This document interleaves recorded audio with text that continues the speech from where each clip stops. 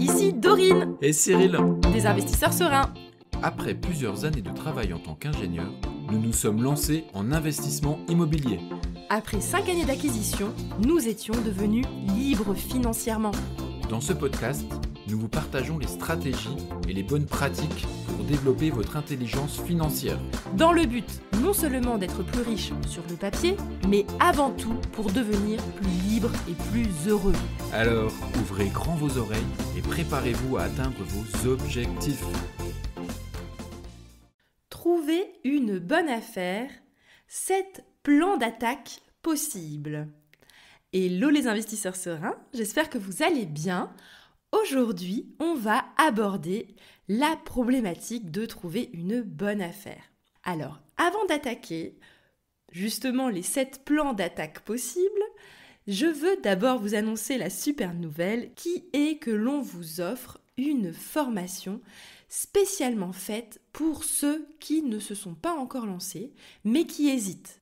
Cette formation, ce sont les 5 actions à faire aujourd'hui pour vous préparer à votre investissement de demain. Parce qu'en effet, on ne décide pas de devenir investisseur en immobilier du jour au lendemain. Le mieux, c'est de se préparer longtemps à l'avance. Donc, avec Cyril, on vous a créé une formation qui vous détaille les 5 actions que vous devez faire dès aujourd'hui pour que vous soyez fin prêt lorsque vous déciderez de vous lancer. Concrètement, dans cette formation, vous allez avoir ces 5 actions et pour chaque action, vous avez une petite vidéo explicative avec un workbook dédié pour vous aider à mettre par écrit vos réflexions et vos actions. Pour y accéder, il suffit d'aller sur le site les-investisseurs-serein.fr/formation-offerte. Je répète, les-investisseurs-serein.fr/formation-offerte. Et maintenant, parlons de cette fameuse bonne affaire. Je vais vous donner 7 plans d'attaque possibles pour que vous puissiez trouver une bonne affaire. Ce sujet va vous permettre de savoir quels sont vos leviers d'attaque, quelles sont les façons de trouver une bonne affaire pour que vous ayez bien ça en tête au moment de votre chasse.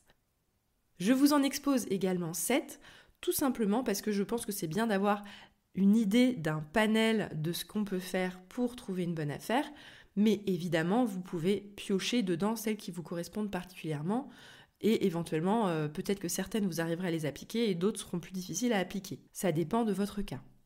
Le premier plan d'attaque, c'est de se baser sur son ultra-réactivité.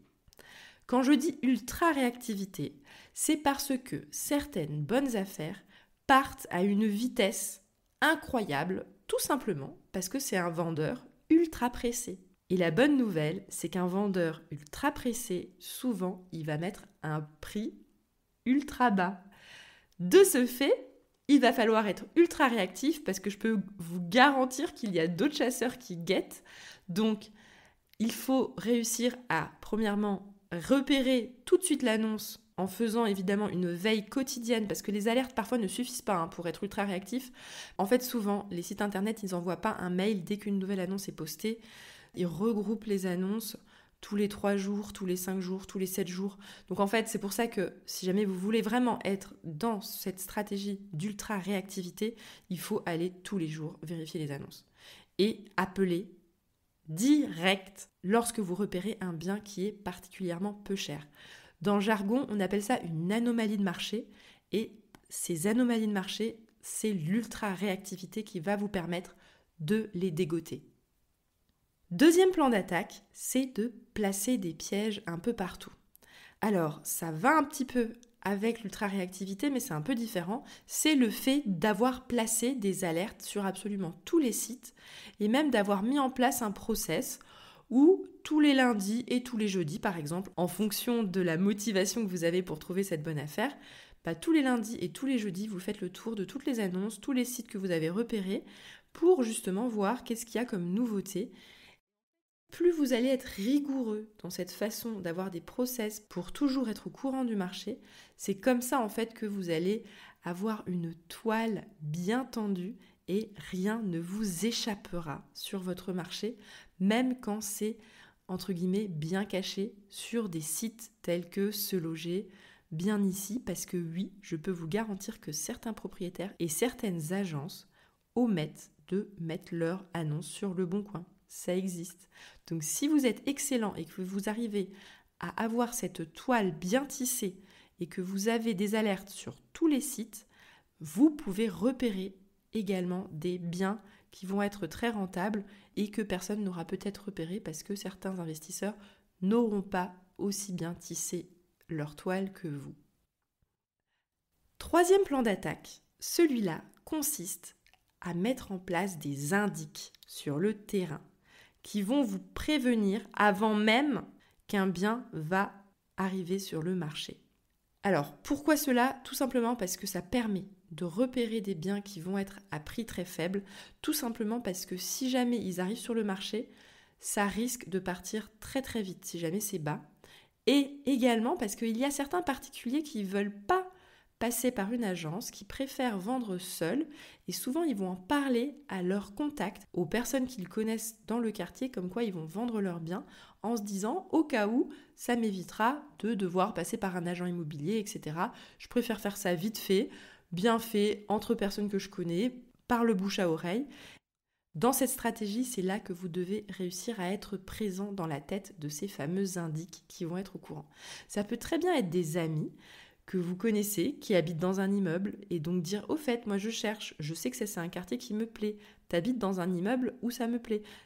Parle-moi si jamais tu entends qu'un voisin vend son bien. » C'est juste prendre l'habitude de rentrer en contact avec des personnes, que ce soit des amis, des connaissances, dire que vous cherchez dans tel quartier, au cas où, qui pensent à vous, et également les agents immobiliers lorsque vous faites des visites, leur préciser que vous êtes un excellent dossier, et dire que vous voulez investir dans ce quartier-là et qui vous appelle en premier, que vous allez être réactif, que vous allez faire une visite rapidement et que comme ça lui évite tout le boulot de mettre les annonces, de répondre au téléphone parce que c'est pénible pour lui.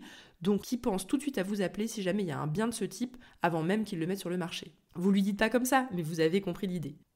Évidemment, c'est une stratégie qui est incertaine parce que c'est vraiment est-ce que ça mord, est-ce que ça mord pas, mais vous pouvez la mettre en place et vous verrez bien si jamais il y a une bonne surprise qui arrive ou pas. Quatrième plan d'attaque, c'est de chercher là où personne ne cherche. Alors ça, c'est vraiment une stratégie qui est importante parce que c'est vraiment la base, je pense, pour réussir à trouver une bonne affaire.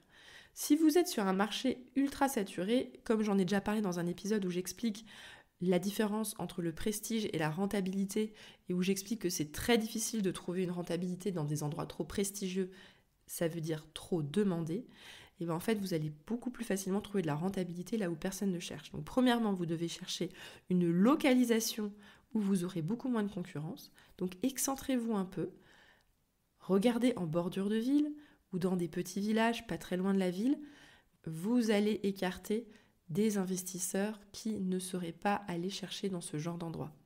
Donc la localisation, c'est une possibilité, donc c'est un endroit où du coup beaucoup moins de personnes cherchent, ou également de penser aux fameux sites internet un peu oubliés par les investisseurs, mais qui sont quand même assez puissants, comme Paru Vendu, Bien Ici, Se Loger, PAP.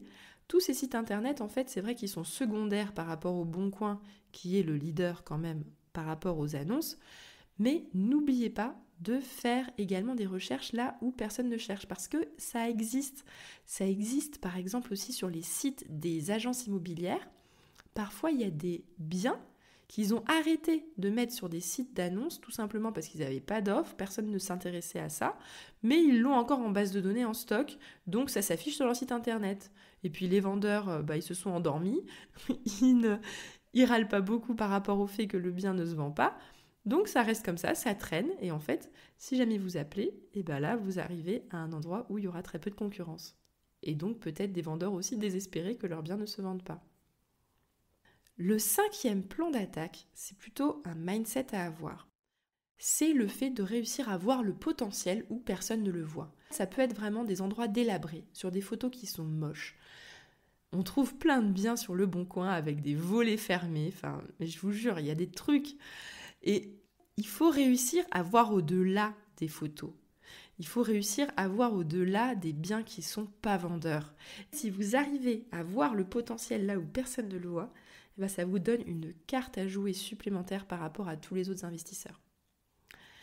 Le 6e plan d'attaque, c'est de penser en dehors de la boîte. Je ne sais pas si vous connaissez cette expression de penser en dehors de la boîte. Ça veut dire de réussir à sortir d'un schéma classique.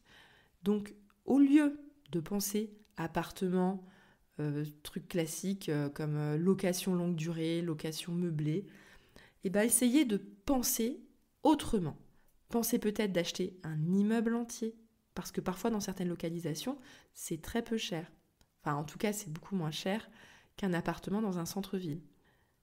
Pensez également aux locaux commerciaux. Les locaux commerciaux peuvent être une excellente affaire, et même parfois dans des villages, ils peuvent être très peu chers, et vous pouvez même penser par exemple à les transformer en habitation.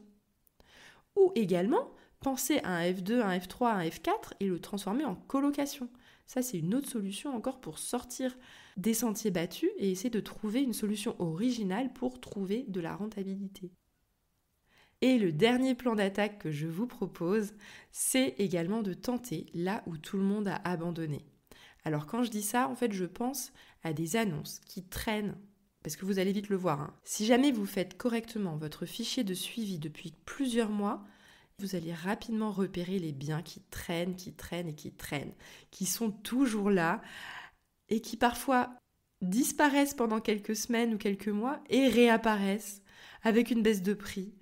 Et tout simplement parce que, par exemple, souvent dans ces cas-là, quand il y a une baisse de prix et qu'il y a eu une disparition pendant plusieurs mois, c'est une vente qui est tombée à l'eau tout simplement parce qu'ils ont eu une offre, ils ont signé un compromis et en fait, à la fin du compromis, le vendeur a découvert que finalement l'acheteur n'arrivait pas à obtenir son prêt et donc finalement il doit remettre sur le marché.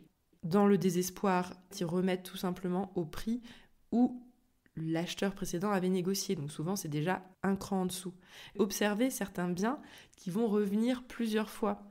C'est là que vous pouvez vous positionner, c'est-à-dire que c'est des biens qui peut-être également l'acheteur a changé d'avis parce qu'il a trouvé également des défauts au bien, parce que finalement, il a trouvé mieux ailleurs, pour X raisons. Et en fait, ce sont des vendeurs qui vont devenir de plus en plus agacés par le fait que leurs biens ne partent pas, et donc de plus en plus enclins à vouloir faire une négociation plus avantageuse pour l'acheteur. Et évidemment, dans ce cas-là, il faut mettre en avant son excellent dossier, tout simplement parce qu'ils ont peur de retomber sur un acheteur qui n'arrivera pas à obtenir le financement. Donc, ils seront très sensibles par le fait que vous ayez un job, que vous soyez, si jamais vous êtes médecin ou infirmier, etc., dites-le, parce que tout de suite, en fait, ça va faire bel effet aux yeux du vendeur qui s'est déjà fait entourlouper une première fois par un acheteur qui n'a pas tenu sa promesse parce qu'il n'a pas obtenu les financements. Donc, si vous avez des métiers qui sont hyper rassurants en termes de financement, dites-le parce que franchement, le vendeur sera beaucoup plus enclin à vous faire un prix s'il sait qu'il est sûr que le compromis va aller au bout, pas comme la fois précédente pour lui. Voilà, j'espère que ça a été intéressant pour vous. C'est un épisode un peu plus long que d'habitude, mais je trouve qu'il est super intéressant et c'est important pour vous d'avoir tous ces aspects dans votre esprit au moment où vous cherchez la bonne affaire, parce qu'en effet, il n'y a pas qu'une seule stratégie qui est bonne, il faut réussir à avoir un panel pour avoir un esprit ouvert et flairer les opportunités. En vous souhaitant une excellente journée et à bientôt. Ciao, ciao. Et voilà, l'épisode du jour est terminé. Mais avant de finir, pense à t'abonner au podcast pour ne rater aucun épisode. Parce que nous sommes ici toutes les semaines, sans faute, pour t'apprendre non seulement à devenir plus riche sur le papier, mais surtout pour augmenter ta liberté. Et par la même occasion, je vous encourage vivement à y ajouter une note de 5 étoiles, parce que ça nous fait plaisir de savoir que le contenu vous motive et vous booste. On se retrouve la semaine prochaine pour développer votre intelligence financière. Merci beaucoup à tous et à bientôt. Ciao, ciao.